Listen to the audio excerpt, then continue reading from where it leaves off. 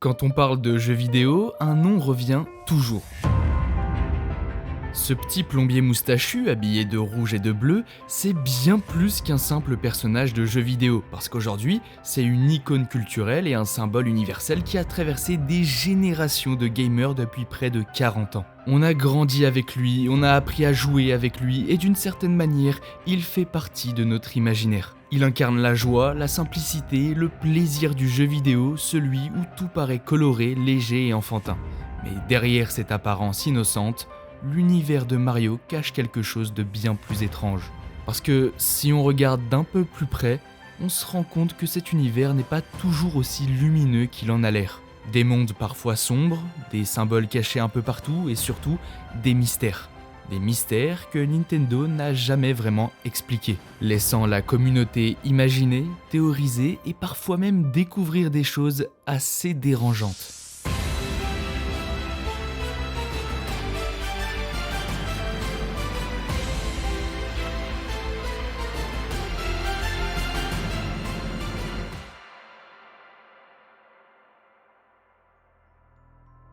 Les jeux Mario sont très nombreux et il faut bien admettre qu'il serait quasiment impossible de tous les explorer en détail.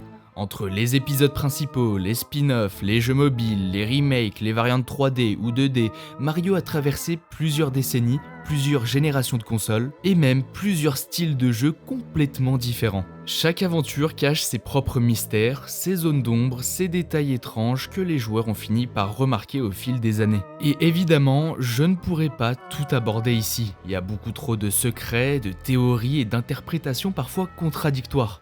C'est pour cette raison que je me suis concentré sur les plus marquants, ceux qui ont vraiment captivé la communauté ou qui soulèvent de vraies questions sur ce que Nintendo a voulu nous raconter à travers ces mondes colorés.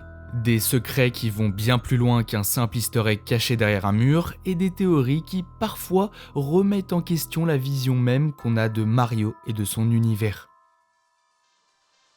Et pour commencer, parlons d'un des épisodes les plus récents.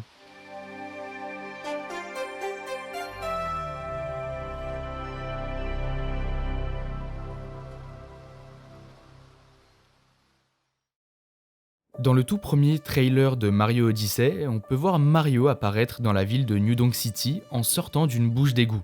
Mais ce qui va nous intéresser, c'est ce qui se passe juste avant. Un taxi fonce à toute vitesse sur la route et on ne l'entend ralentir ou freiner à aucun moment.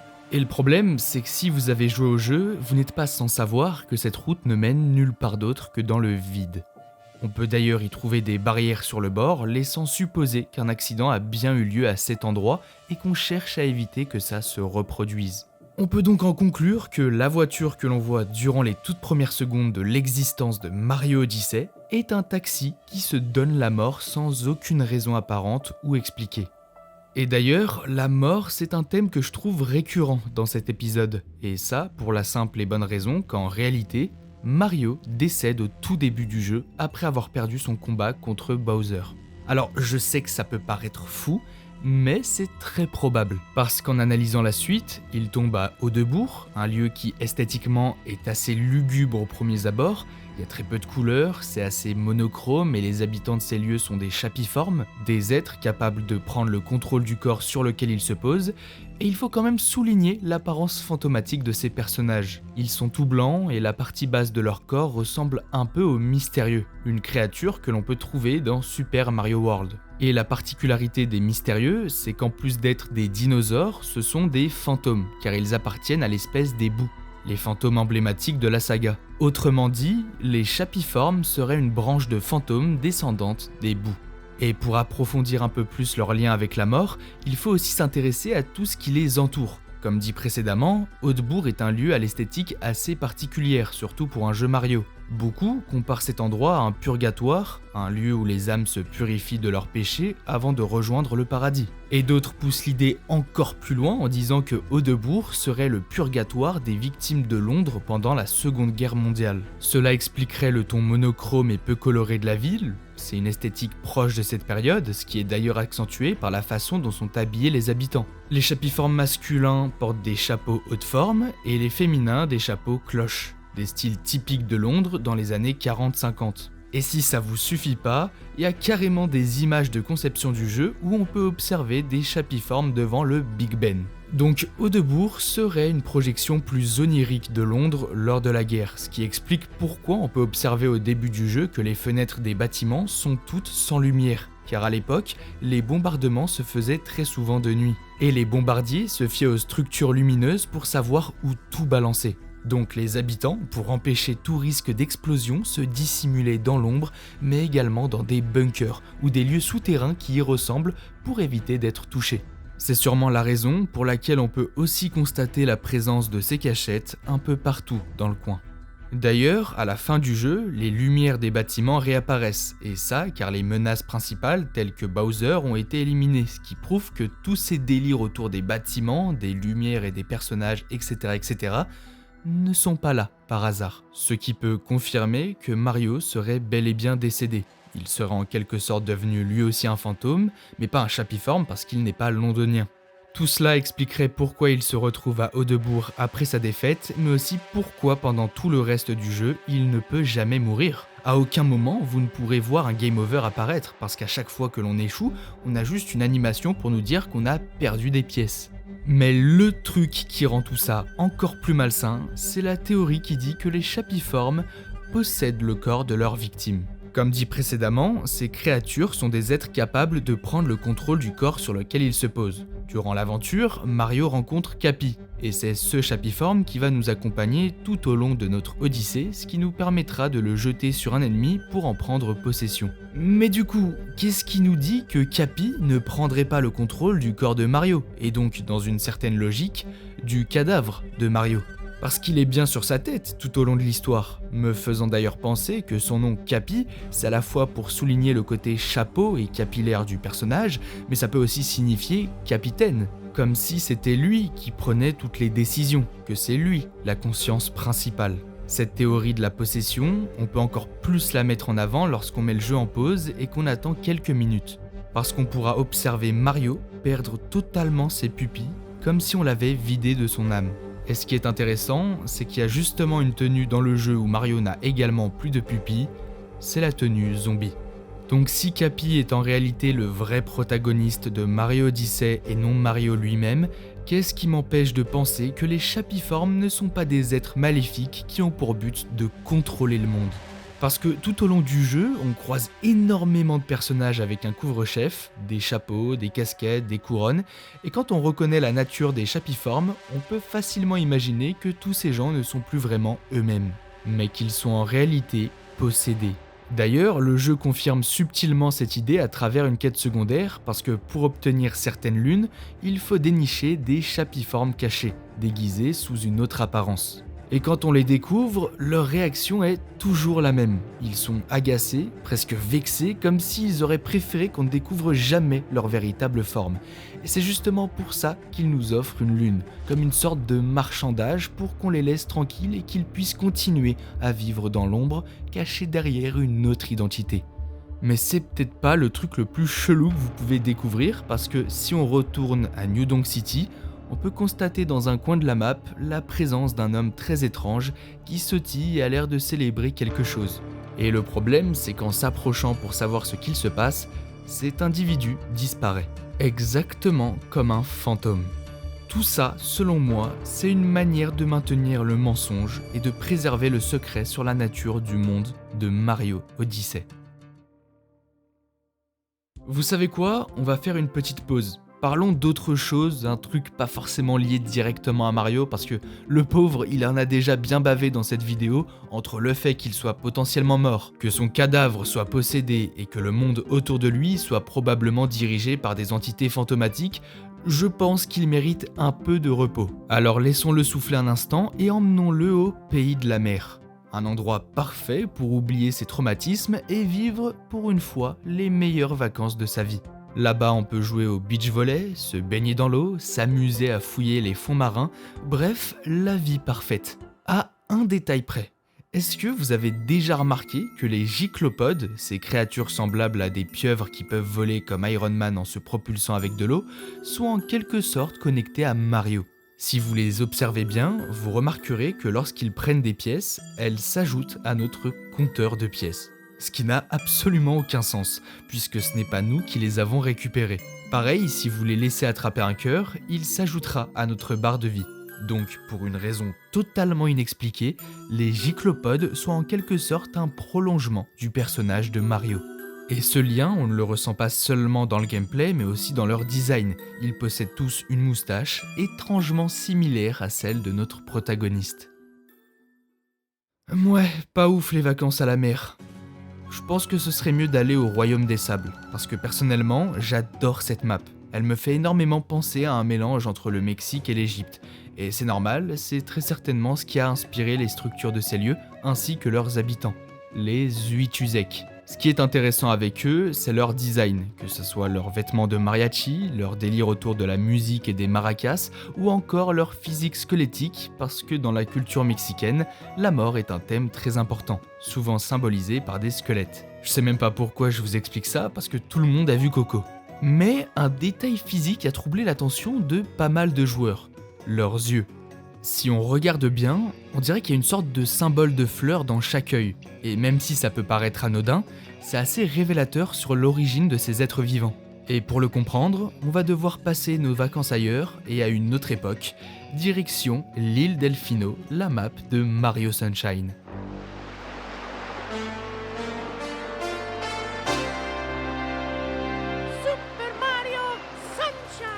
À la fin de ce jeu, il y a un volcan rempli de lave avec des chip-chips de feu. Les chip-chips, vous les connaissez bien, ce sont ces poissons assez relous que l'on croise quasiment dans tous les Mario. Mais les chip-chips de feu, eux, ont la particularité de vivre directement dans la lave et non dans l'eau, ce qui explique leur design différent des chip-chips habituels. Et j'imagine que vous l'avez remarqué, ces poissons ont les mêmes symboles de fleurs dans les yeux que les Uituzek.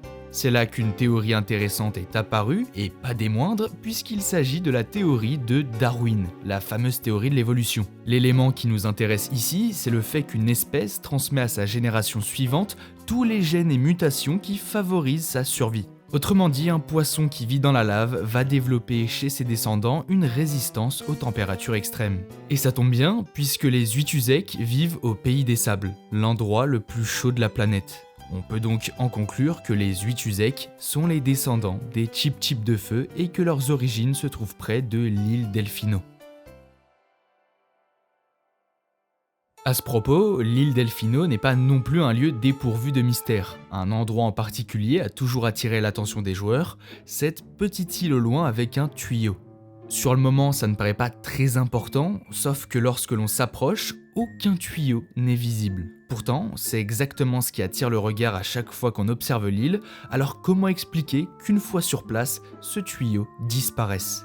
La théorie la plus crédible, et qui semble aujourd'hui l'explication logique, serait que Mario aurait des visions déformées de la réalité, ce qu'on pourrait appeler des mirages, et ça tient la route. Après tout, l'île Delfino se situe dans une zone où la chaleur est assez intense pour provoquer des hallucinations, ou des illusions visuelles chez certaines personnes. Maintenant, j'aimerais mêler deux sagas de l'univers Mario très différentes, parce qu'il se peut qu'en faisant correctement nos recherches, on découvre des choses assez troublantes au sujet d'un certain personnage. La première, c'est toujours Mario Sunshine, par contre la deuxième, c'est la trilogie Luigi's Mansion. Je vais pas trop m'intéresser à l'histoire de ces jeux parce qu'il se peut que j'ai déjà prévu une autre vidéo à ce sujet, donc on va plutôt porter notre attention sur un personnage en particulier, le professeur Karl Tastroff.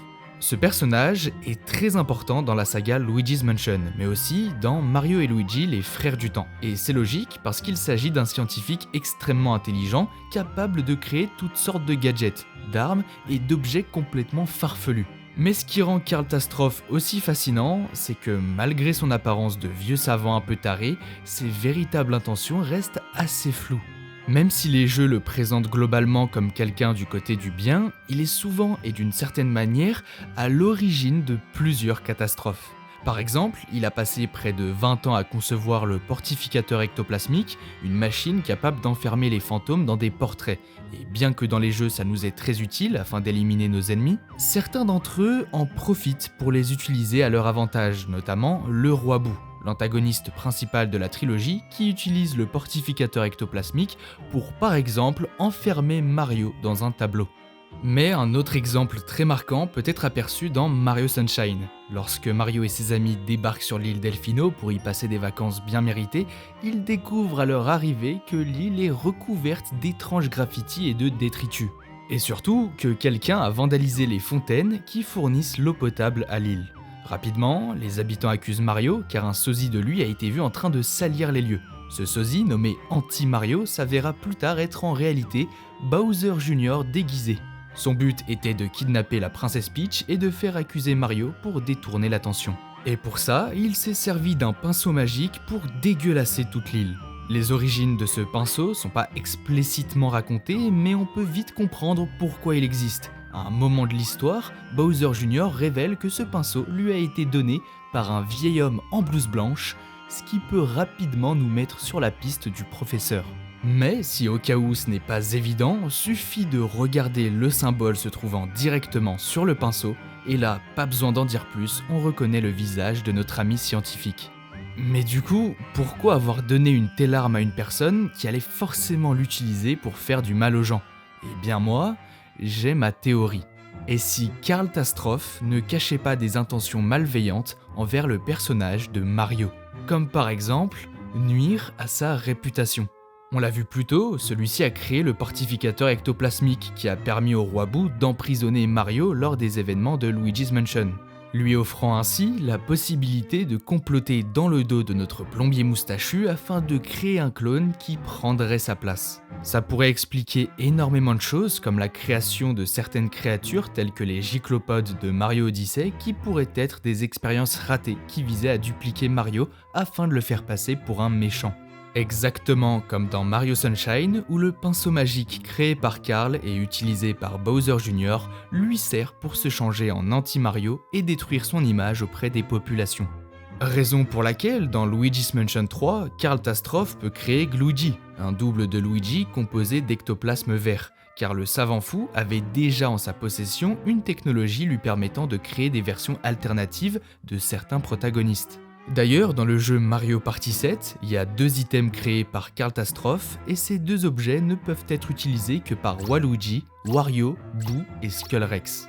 Comme par hasard, que des ennemis de Mario. Mais le plus malin dans cette histoire, c'est que son objectif principal, c'est avant tout de préserver ce secret. À chaque fois qu'il s'en prend à Mario, il manipule tout le monde afin d'avoir des personnes, que ça soit gentilles ou méchantes, qui puissent faire le travail à sa place. C'est pourquoi dans Mario Sunshine, Karl offre discrètement à Mario un autre de ses gadgets nommé Jet, un dispositif à eau capable de pulvériser, aspirer et projeter de l'eau pour nettoyer l'île des méfaits de Bowser Jr. Comme ça, personne ne peut douter que c'est en réalité ce savant fou qui est derrière tout ça. Et au final, c'est lui le grand gagnant. Parce que Mario s'est retrouvé dans un tas de galères pendant que le professeur s'est fait un max de pognon en vendant ses inventions, en semant le chaos, puis en réparant les dégâts qu'il avait lui-même causés. Et tout ça sans que personne ne remette en question son image de gentil scientifique.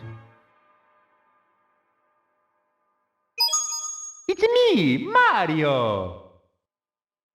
Super Mario 64 est un jeu qui a beaucoup fait parler de lui pour ses secrets, mais il y en a un en particulier que je trouve vraiment intéressant et qui pourtant n'a pas tant été abordé que ça sur YouTube.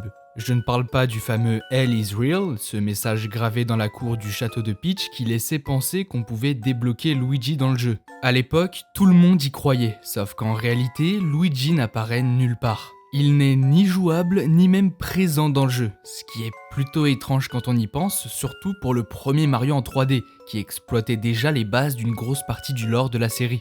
Il aura fallu attendre plus de 20 ans avant que des joueurs fouillent dans les données internes du jeu et finissent par découvrir que Luigi était bel et bien prévu à la base, avant d'être retiré au tout dernier moment.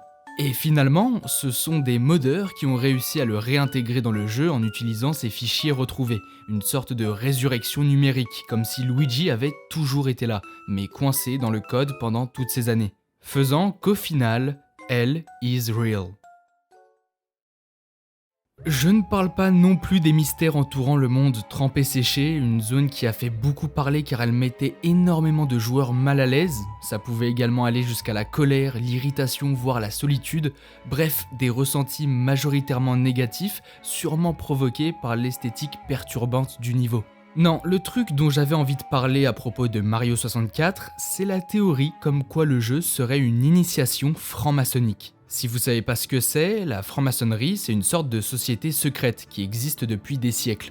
À la base, c'était un groupe d'artisans, des maçons, qui ont peu à peu évolué vers un cercle de réflexion philosophique et spirituelle. Leur but en gros, c'est de travailler sur soi-même, de chercher la vérité et de s'élever spirituellement, un peu comme un parcours initiatique. Mais le truc, c'est que tout ça se fait dans le plus grand secret, avec des rites symboliques, des grades à passer, et surtout une tonne de symboles mystiques. L'œil, la pyramide, le compas, l'équerre, bref, des trucs qu'on retrouve un peu partout dans la culture populaire, et forcément dans les théories du complot. Et c'est là que ça devient intéressant, parce que certains pensent que Mario 64 reprend justement les codes d'une initiation maçonnique, mais d'une façon symbolique, cachée derrière le gameplay. Par exemple, dans le hall du château de la princesse Peach, il y a un sol en damier noir et blanc, symbole très connu de la franc-maçonnerie représentant les mondes des dualités, la lumière et l'ombre ou même la vie et la mort. Il y a également un disque solaire qui est un symbole de la mythologie égyptienne repris par les francs-maçons. Ensuite, chaque pièce que Mario ramasse durant le jeu serait en réalité un symbole occulte, des pentacles qu'on retrouve dans le tarot ou dans les pratiques alchimiques. Ce qui fait que Mario ne serait pas juste un plombier, mais un initié, une figure mercurienne inspirée du dieu Mercure, capable de voyager entre les mondes, du ciel jusqu'aux enfers, et c'est exactement ce que l'histoire va lui faire vivre. Le tout premier niveau montre déjà ce chemin initiatique. La map représente un sentier qui serpente sur une montagne géante avec des obstacles le long du chemin. Il s'agit d'une référence à une image extrêmement courante qu'on peut retrouver par exemple dans le Rosicrucianisme, une autre confrérie secrète dans laquelle on dit qu'au sommet de cette montagne se trouve généralement un symbole royal qui incarne la divinité. Et qu'est-ce que l'on trouve au sommet de la montagne du premier niveau de Mario 64 ? Un roi, le roi Bobombe. Ensuite, on passe à un monde flottant, presque céleste, où Mario croise un hibou, et le hibou, c'est un symbole hyper présent dans les sociétés secrètes. Puis Mario plonge dans les profondeurs, une épave de bateau, un baptême inversé dans l'eau, une mort symbolique. Le thème du pirate est aussi lié aux Templiers, les premiers initiés à être passés dans la clandestinité après leur chute. Et après, tout s'enchaîne comme un rituel codé. La montagne, la mer, le froid, la mort. Sur la montagne enneigée par exemple, Mario aide un bonhomme de neige à retrouver sa tête. C'est directement inspiré du mythe d'Osiris, le dieu égyptien démembré et reconstruit par Isis. Encore une fois, le même message, la perte, la renaissance, puis le jeu change de ton. Mario descend dans le sous-sol du château, littéralement dans les enfers. Plus tard arrive la fameuse casquette en métal, qui n'est pas juste un simple power-up, mais littéralement le mercure. En l'enfilant, Mario devient le symbole du dieu Mercure lui-même, celui qui traverse les mondes, le messager des dieux comme évoqué précédemment. Après, Mario plonge dans le monde de lave, un enfer rouge rempli de démons où il doit affronter Bowser à travers des visages fracturés représentant la rupture de la psyché, la mort symbolique avant la renaissance. D'où le pourquoi du comment, le niveau du désert vient ensuite, l'épreuve ultime, l'abîme que tout initié doit traverser, avec au centre une pyramide entourée de 4 piliers et surmontée d'une étoile où Mario y affronte un œil au centre d'une main, symbole de la connaissance et de la conscience absolue. Puis vient le niveau Dirdirdox, où l'eau, encore une fois, sert de purification. C'est la fin du rituel, Mario s'est purifié après la mort symbolique. Et à partir de là, il remonte vers la lumière dans les étages supérieurs du château, tout devient plus clair, plus lumineux, mais avant d'accéder au dernier monde, il y a un dernier test, la salle des miroirs. Pour la première fois, Mario voit la caméra, celle qui le suit depuis le début. Il se rend compte qu'il est observé, qu'il n'a jamais été seul. C'est la révélation finale. Le joueur en fait fait partie du rituel depuis le début. Et quand Mario saute dans la peinture visible uniquement dans le miroir, il fait l'acte ultime de foi. Il croit en ce qu'il ne voit pas. Il devient symboliquement l'initié accompli. Bref, vous l'aurez compris, certaines personnes sont complètement tarées. Je pensais pas un jour parler de ce jeu sur DS, mais pourtant c'est bien le cas. Et le pire, c'est qu'il contient peut-être le plus gros mystère de toute l'histoire des jeux Mario. Et ça pour une raison toute simple, il n'a toujours pas été résolu à ce jour. Dans un niveau du jeu, situé dans une jungle, il y a un endroit rempli de déchets qu'on doit nettoyer complètement. En faisant ça, on peut tomber sur plusieurs objets, dont des bouts de papier avec des écritures dessus. Et parmi eux, il y en a un qui a particulièrement attiré l'attention des joueurs, une note avec une suite de chiffres et de lettres. Vu la manière dont c'est écrit, ça ressemble clairement à un code, et pas n'importe lequel, un code pour le Nintendo eShop. Vous le savez sûrement, sur les consoles comme la Nintendo, la PlayStation ou la Xbox, on peut acheter des codes uniques pour obtenir de l'argent sur le compte, acheter des jeux ou même des objets en ligne. Ces codes sont toujours composés de 4 séries de 4 chiffres ou lettres, exactement comme celui trouvé dans Paper Mario. Le souci, c'est que ce code-là ne fonctionne pas. Et pas parce qu'il aurait déjà été utilisé, mais parce qu'il n'a a priori pas été conçu pour être utilisé. Du moins, pas sur une console Nintendo. Toujours aujourd'hui, personne ne sait pourquoi ce code existe, personne ne sait à quoi il sert, et Nintendo n'ont toujours pas dévoilé la vérité à ce sujet. Bon, maintenant je pense qu'il est temps de parler de mon jeu Mario préféré.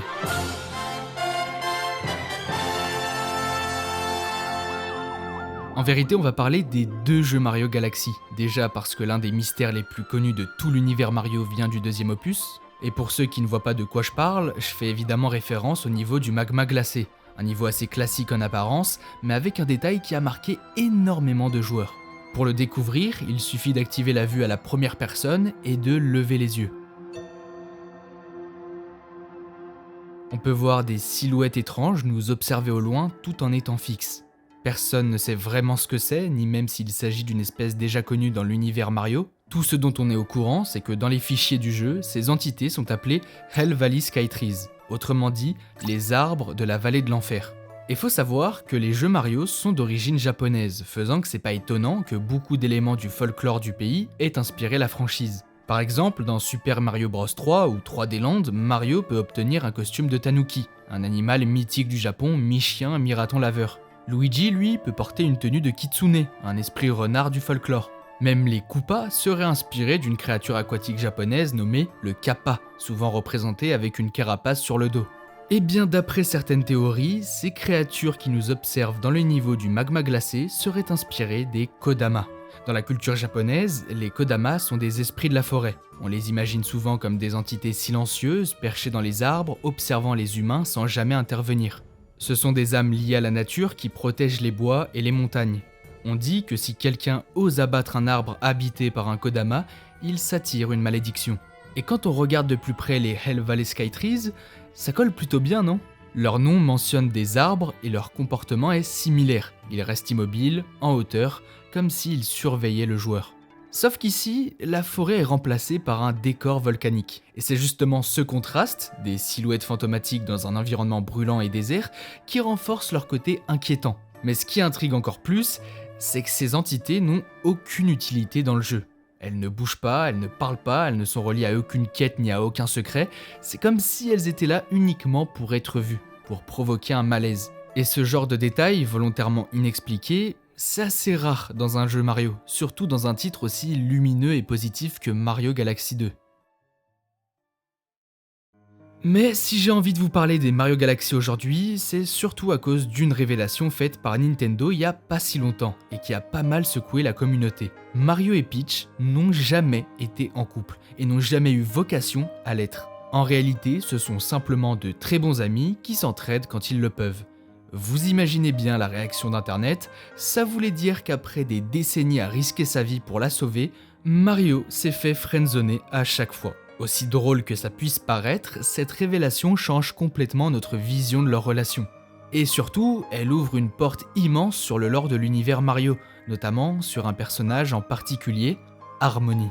Harmony nous est présentée dans le premier jeu Mario Galaxy comme une gardienne du cosmos qui vit à bord de l'observatoire de la comète, une station spatiale qui traverse l'univers entier. Elle veille sur les Luma, des étoiles enfants qui naissent, grandissent et finissent par devenir des planètes, des comètes ou des soleils. Mais c'est pas tout, parce que la conclusion de l'histoire sous-entend quelque chose de très important par rapport à son personnage. À la fin du jeu, Mario affronte Bowser une dernière fois au cœur du soleil d'une planète géante, et comme d'habitude, il le bat et sauve la princesse Peach. Mais cette fois, la victoire provoque une catastrophe cosmique. Le soleil devient instable et tout l'univers semble s'effondrer sur lui-même à cause d'une supernova qui engloutit tout. Les planètes, les galaxies, tout disparaît et l'univers est littéralement détruit. Mais à un moment fatidique, les Luma s'envolent dans l'explosion pour sacrifier leur existence, ils se fondent dans la supernova, provoquent la renaissance de l'univers, faisant que tout recommence à zéro. Les planètes reviennent, les galaxies se reforment, la vie reprend, Mario se réveille dans un monde neuf comme si tout venait d'être recréé, et Harmony lui explique que l'univers n'est pas une fin en soi, mais un cycle éternel de mort et de renaissance. Chaque fin est un nouveau commencement. Bref, c'est le scénario d'Outer Wilds, mais ça montre qu'Harmony est en quelque sorte un personnage hors du temps. Ce que l'on peut confirmer si on s'intéresse à son passé durant notre aventure, où l'on pourra apprendre qu'à la base, c'était une jeune humaine originaire d'une planète lointaine et la princesse d'un royaume autrefois gouverné par sa mère. Mère qu'elle aimait profondément mais qui est partie. Un jour, elle rencontra un jeune Luma orphelin dont la maman avait également disparu, et touchée, elle décida de l'aider à retrouver sa maman. Elle scruta le ciel avec le télescope de son père, mais aucune trace de la comète censée ramener la mère du Luma ne se montra. Elle passa des jours, puis des années à chercher avant de décider de partir à sa rencontre avec le Luma. Ensemble, ils réparèrent un vieux vaisseau spatial et s'aventurèrent dans l'espace. Un jour, ils découvrirent une petite étoile glacée et y installèrent leur campement pour continuer leurs recherches. Sauf qu'une nuit, Harmony rêva de sa propre mère et bouleversée, elle prit le Luma dans ses bras et dans un élan de tendresse, lui dit qu'elle sera désormais sa maman. Ils construisirent ensemble une maison sur l'étoile glacée et au fil du temps, ils rencontrèrent d'autres Lumas, ce qui provoqua quelques disputes sur la maternité de chacun. C'est alors qu'Harmony réalisa que sa propre mère n'était pas vraiment partie, car en fait elle reposait sur sa planète natale parce qu'elle est décédée depuis le début. Ce qui la rend énormément triste, faisant que le Luma qui l'accompagnait depuis le commencement de cette histoire, déterminé à exaucer son vœu, se transforma en comète afin de voyager pour essayer de ramener sa maman auprès de sa maison, devenant ce qu'on appelle aujourd'hui l'observatoire de la comète. À travers ces voyages, Harmony cessa de vieillir et passera des milliers d'années à assumer pleinement son rôle de protectrice et mère pour les Lumas. Pourtant, elle conserva malgré tout une nostalgie profonde pour sa planète natale, rêvant qu'une fois tous les 100 ans, elle pourrait revenir s'asseoir sur les genoux de son père et caresser sa moustache qui fait sa fierté. Et vous l'aurez compris, c'est justement là qu'une théorie passionnante entre en jeu. Une théorie qui relierait Harmony à deux personnages majeurs de l'univers de Mario. Deux personnages qui pourraient bien être ses parents. Alors, je sais ce que vous allez me dire, que normalement ça n'est pas possible car elle est âgée de plusieurs milliers d'années, et que donc ses parents sont forcément déjà décédés. Mais après tout, si Harmony peut aller n'importe où dans l'univers ou même contribuer à la création d'un univers, qu'est-ce qui nous empêche de croire que celle-ci n'est pas capable de voyager dans le temps et la réalité ? D'ailleurs, les jeux le sous-entendent plusieurs fois, donc la théorie peut largement tenir debout avec un tout petit peu d'imagination. Ensuite, on sait qu'elle est une princesse, ce qui veut dire que sa mère était une reine, et donc avant elle aussi une princesse. Et si on observe bien l'image qui a pour but de nous montrer à quoi sa maman ressemble, elle fait quand même fortement penser à la princesse Peach, au niveau du visage, de la chevelure et des boucles d'oreilles. Et vous savez quoi ? Je pense même que dire que Peach est la mère d'Harmony, c'est officiel en fait, pour moi il n'y a aucun doute là-dessus. Sans parler du fait qu'elle se ressemble énormément. Le problème ? Le créateur de Mario lui-même, Shigeru Miyamoto, a avoué qu'à l'origine, Harmony devait être la fille de Mario et Peach, mais que l'idée a finalement été rejetée. Mais si je vous disais que Miyamoto avait peut-être menti, ou plutôt, il a pas menti, mais simplement joué avec les mots. Car bien qu'il ait rejeté l'idée que Mario et Peach soient les parents d'Harmony, c'est peut-être parce que Mario n'est simplement pas le père d'Harmony. Je vous l'ai dit plus tôt, il a été confirmé par Nintendo que Peach et Mario n'ont jamais eu et n'auront très certainement jamais de relation amoureuse. Donc qui nous dit que le père d'Harmony n'est pas quelqu'un d'autre ? On a bien compris que son père avait une moustache, mais ce qu'on nous a pas dit, c'est que sa casquette n'était pas rouge, mais bien verte. Oui, Luigi est le véritable père d'Harmony, et je peux le prouver. Tout d'abord, Harmony est gauchère, exactement comme Peach, sa mère, aussi comme Luigi, son père. De plus, il est mentionné dans son histoire que son papa avait en sa possession un télescope, et ça tombe bien, lors des événements de Luigi's Mansion, Luigi finit bel et bien par avoir en sa possession un télescope. Tout ça expliquerait donc pourquoi tous les 100 ans une comète peut être aperçue au royaume champignon comme précisé au début de Mario Galaxy 1. Parce que tous les 100 ans, Harmony se rend près de l'endroit où elle est née afin de voir ses parents.